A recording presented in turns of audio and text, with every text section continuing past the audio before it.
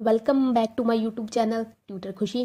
तो गाइज मैं आज आपको इनकम एंड एक्सपेंडिचर अकाउंट बनाना सिखाऊंगी। इनकम एंड एक्सपेंडिचर अकाउंट कैसे बनता है। मैंने लास्ट वीडियो में सिर्फ एक इंट्रोडक्शन ही दी थी इनकम एंड एक्सपेंडिचर अकाउंट की, आपको बनाना नहीं बताया था। जब तक आप बनाना नहीं सीखते हैं आपको नहीं पता चलेगा कि income and expenditure account practical form में कैसे बनता है। तो ठीक है, मैंने यहाँ पे इनकम एंड एक्सपेंडिचर अकाउंट का फॉर्मेट आपके लिए बनाया है। देखिए इनकम एंड एक्सपेंडिचर अकाउंट हम बोलते हैं इनकम एंड एक्सपेंडिचर अकाउंट है। जैसे हम रिसिप्ट एंड पेमेंट अकाउंट बोलते हैं तो पहले रिसिप्ट आती है, अमाउंट देन पेमेंट फिर अमाउंट, ठीक है ना। रिसिप्ट पहले पेमेंट बाद में। जब हम इनकम एंड एक्सपेंडिचर अकाउंट की बात करते हैं एक्सपेंडिचर पहले आते हैं और इनकम आती है बाद में। इनकम बाद में आती है, एक्सपेंडिचर पहले आते हैं। Expenditure amount, income and amount, ये है इसका फॉर्मेट। और जो आपका इनकम एंड एक्सपेंडिचर अकाउंट है वो सिमिलर है प्रॉफिट एंड लॉस अकाउंट के। जैसे आपका प्रॉफिट एंड लॉस अकाउंट बनता है वैसे ही आपका क्या है इनकम एंड एक्सपेंडिचर अकाउंट बनेगा।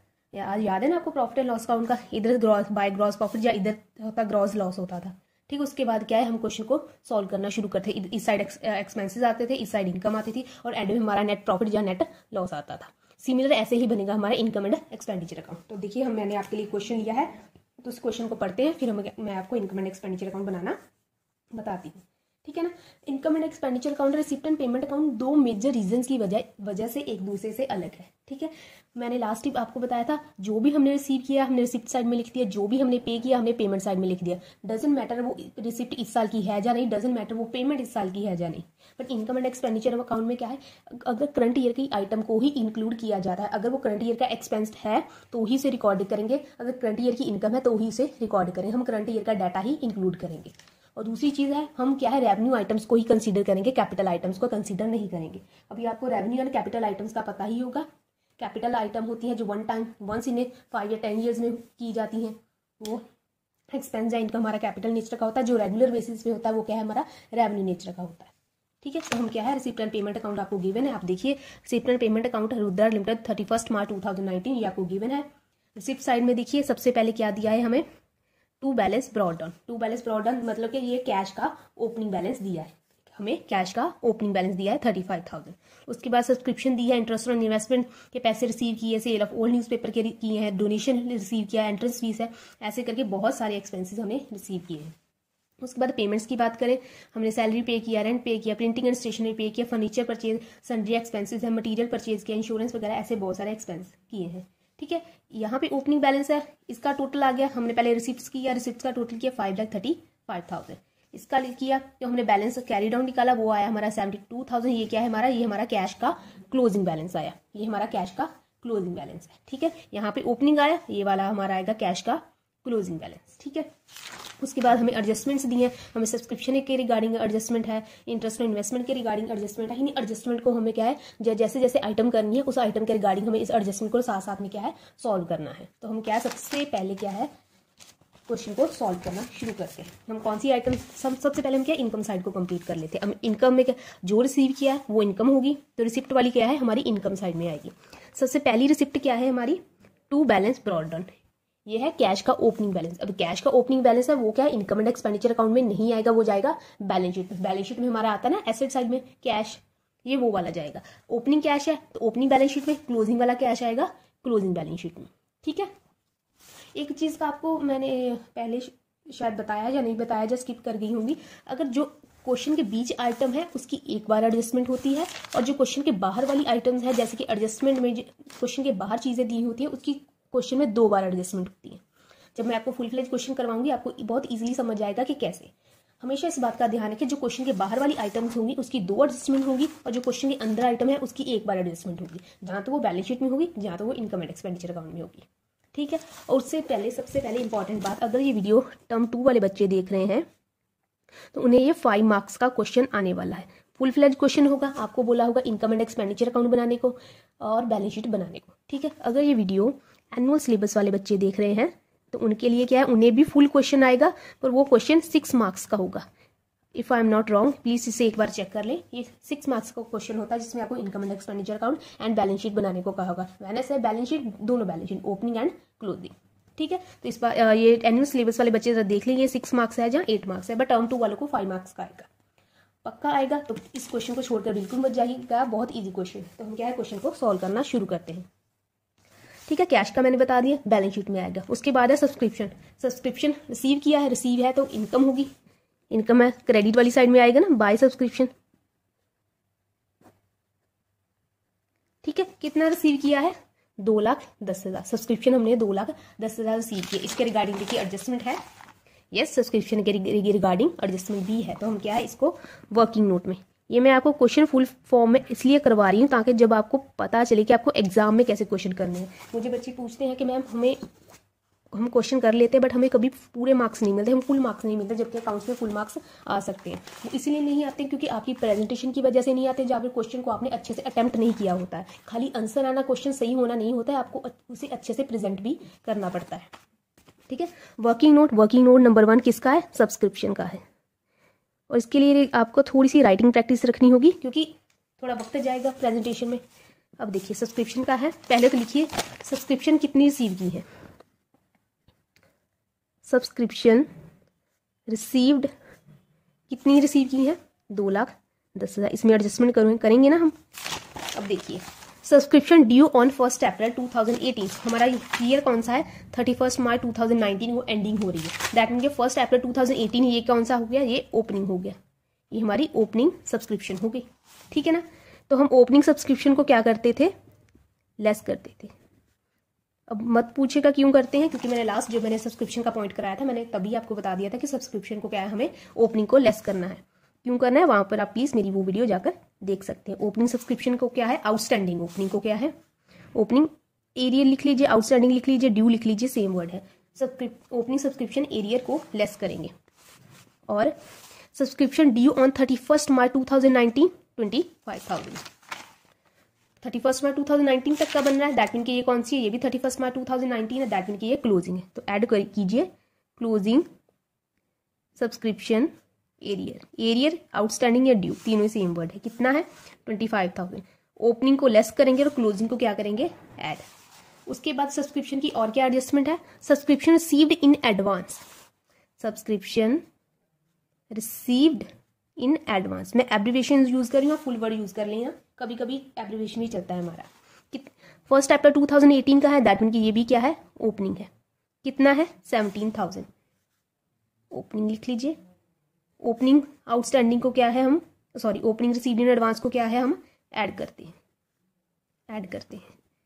तो ये हमारा सब्सक्रिप्शन फाइंड कर लीजिए। ठीक है ना, subscription received in advance 1 April 2019 opening है, ओपनिंग को क्या है, हम ऐड करेंगे। तो कीजिए 2,10,000 लेस 30,000 प्लस 25,000 प्लस 17,000, तो ये आ गया हमारा 2,22,000। रीचेक कर लेते हैं। 2,10,000 प्लस 25,000 प्लस 17,000 लेस कीजिए 30,000, यस 2,22,000। ठीक है, 2,22,000 आ गया। तो ये हमारा आएगा सब्सक्रिप्शन कितनी आ गई इस साल की? 2,22,000। अभी एक बार फिर से बता देती हूँ, हमने सब्सक्रिप्शन रिसीव कितनी की है? हमने रिसीव की है 2,10,000। क्या ये इस साल की है या नहीं? अगर इस साल की है तो सीधा सीधा इनकम एंड एक्सपेंडिचर अकाउंट में लिख दो। अब उसके रिगार्डिंग कुछ एडजस्टमेंट दी, हमने एडजस्टमेंट की, हमने फाइंड की कि इस साल की कितनी है, करंट ईयर की कितनी है। करंट ईयर की हमारी है 2,22,000, वो ही हम क्या है इनकम एंड एक्सपेंडिचर अकाउंट में शो करेंगे। हमने रिसीव किया 2,10,000, पर इस साल का कितना बनता है? 2,22,000, तो हम कितनी लिखेंगे? 2,22,000। ठीक है, मैंने बताया ना कि करंट ईयर का डाटा हम क्या है इनकम एंड एक्सपेंडिचर अकाउंट में नोट करते हैं। अब दूसरी क्या आती है बारी? Interest on investment. लिख लीजिए बाय इंटरेस्ट ऑन इन्वेस्टमेंट। ठीक है, कितना इंटरेस्ट है? 5,000 है। इसके रिगार्डिंग कोई एडजस्टमेंट है? Interest on investment charge 7% per annum. ठीक है ना, अब इंटरेस्ट किस पे मिलता है? इन्वेस्टमेंट पे मिलता है। इन्वेस्टमेंट जाकर देखिए कहाँ पे हमारी इन्वेस्टमेंट है, हमारी 1 लाख 1 लाख है इन्वेस्टमेंट है। पर यहाँ पे कर ही लेते हैं, चलो इंटरेस्ट ऑन इन्वेस्टमेंट। ठीक है, यहाँ पे लिख दीजिए वर्किंग नोट नंबर 1। अगर जिसने वो चेक करना है आपका वर्किंग नोट नंबर 1 जाकर चेक कर सकता है। अभी इंटरेस्ट ऑन इन्वेस्टमेंट। ठीक है, इंटरेस्ट कितना बनता है हमारा? कितना बनता है? 1 लाख इन्वेस्टमेंट है, 7% बोला है, तो 7% कितना बना? 7,000। मतलब कि हमारा इंटरेस्ट बनता है 7,000। हमें कितना मिला? रिसिप्ट मतलब मिला कितना है हमें? 5,000। कितना और पेंडिंग है हमें? 2,000 पेंडिंग है। तो ये क्या है? Accrued interest. ये हमारा क्या है? ये है हमारा एक्रूड इंटरेस्ट। ठीक है, तो हम यहाँ पे इसको लिखेंगे कैसे?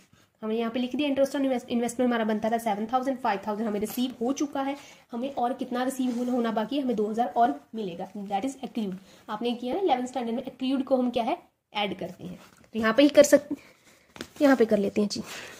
इंटरेस्ट ऑन इन्वेस्टमेंट हमारा कितना आ गया 7,000, या फिर अगर आप ऐसा करना चाहते हैं interest on investment 5,000 add acrid, acrid कितना है 2,000 टोटल करके 7,000, ऐसे बाहर वाली साइड ऐसे भी किया जा सकता है, जैसे आप करना चाहें वो कर सकते हैं। आप यहाँ पे भी वर्किंग नोट बना सकते हो और यहाँ पे भी सीधा सीधा कर सकते हो, कोई ऐसा नहीं है कि आपको वर्किंग नोट बनाकर ही करना है, आप इसमें भी एडजस्टमेंट कर सकते हो, आप इस बाहर भी कर सकते हो, जैसे आपको ईजी लगे आपकी टाइमिंग के हिसाब से। ठीक है, इंटरेस्ट ऑन इन्वेस्टमेंट हमारा कितना आ गया 7,000। ठीक है ना, 1 लाख इन्वेस्टमेंट थी, 7% बोला, 1 लाख इंटू 7%, 7,000 बनता है, 7,000 है। तो ये वाला 2,000 हम क्या है बैलेंस शीट में एसेट साइड शो करेंगे, एक्रूड इंटरेस्ट। ठीक है, sale of old newspaper, by sale of old newspaper.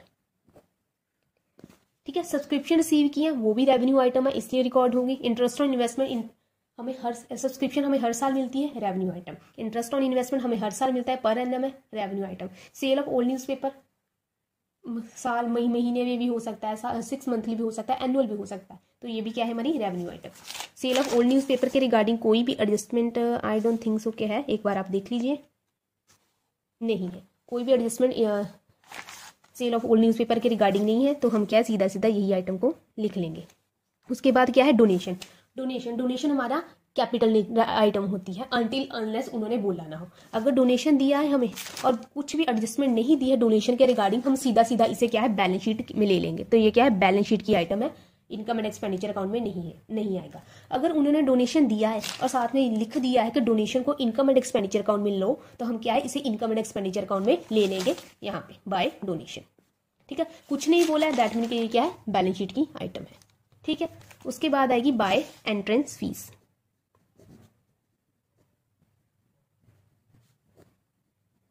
ठीक है, इसके बाद आएगी बाय एंट्रेंस फीस। अब एंट्रेंस फीस कितनी है 70,000। एंट्रेंस फीस की आपको कोई एडजस्टमेंट दी है, हाँ 30% of entrance fee treated as revenue income. अब क्या बोला है उन्होंने कि एंट्रेंस फीस का 30% क्या है आप रेवेन्यू आइटम मानो। कितनी है एंट्रेंस फीस 70,000 है, 70,000 का 30% क्या है रेवेन्यू आइटम मानो का क्या मतलब, उसे इनकम एंड एक्सपेंडिचर अकाउंट में लो। ठीक है, तो ये कितना आ गया 21,000। तो बाकी जो होगा 70% उसे क्या है हम बैलेंस शीट में शो करेंगे लाइबिलिटी साइड में।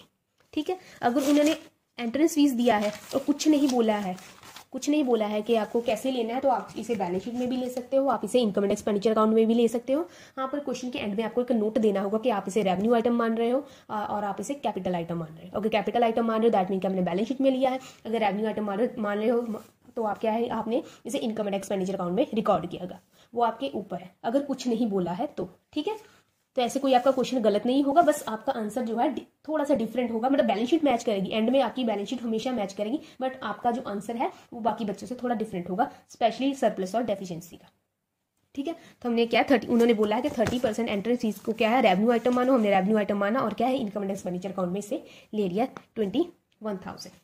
ठीक है, उसके बाद क्या है लाइफ मेंबरशिप फीस दिया है हमें, लाइफ मेंबरशिप फीस है हमारी बैलेंस शीट में आती है। किसी ने अपनी पूरे लाइफ की मेंबरशिप फीस एक साथ दे दी है, तो क्या है ये हमारी बैलेंस शीट की आइटम है। उसके बाद आता है प्राइज फंड। अब प्राइज फंड कितना है 45,000। मैंने आपको आपको याद होगा मैंने को फंड बेस्ड अकाउंटिंग करवाया था, मैंने बोला था ये बैलेंस शीट में आता है, पर आप चाहो तो इसे क्या है इनकम एंड एक्सपेंडिचर अकाउंट में भी ले सकते हो, तो हम क्या इसे बैलेंस शीट में ही ले लेते हैं। एक इसकी 2 ट्रीटमेंट है। अब अगर मुझे इनकम एंड एक्सपेंडिचर अकाउंट में लेना है तो मैं क्या करूंगी, प्राइस फंड कितना है मेरा 45,000, इसमें कुछ यूज किया है, यस प्राइस अवॉर्डेड 32,000, 42,000 लेस 32,000 कितना आ गया 13,000 बचा। ठीक है, 13,000 को मैं यहाँ पे लिख लूंगी बाय प्राइस फंड 13,000 और अजम्पशन में दे दूंगी क्वेश्चन के एंड में कि मैंने अज्यूम किया है कि प्राइस फंड एक रेवेन्यू आइटम है। अगर मैं इसे बैलेंस शीट में लेना चाहूंगी तो मैं इसे बैलेंस शीट में ले सकती हूँ, और एंड में क्या मैं अजम्पशन दे सकती हूँ कि मैंने प्राइस फंड को कैपिटल आइटम माना है, इसलिए मैं इसे बैलेंस शीट में ले रही हूँ। ये कंप्लीटली मुझ पर है, क्योंकि कोई भी एडजस्टमेंट कुछ बोला नहीं है इसके रिगार्डिंग कि इसे मुझे कैसे लेना है। तो क्या है मैं प्राइस फंड को बैलेंस शीट में भी ले सकती हूँ, पर मैं इसे रेवेन्यू आइटम मान लेती हूँ, तो मैं यहाँ पे ले लेती हूँ।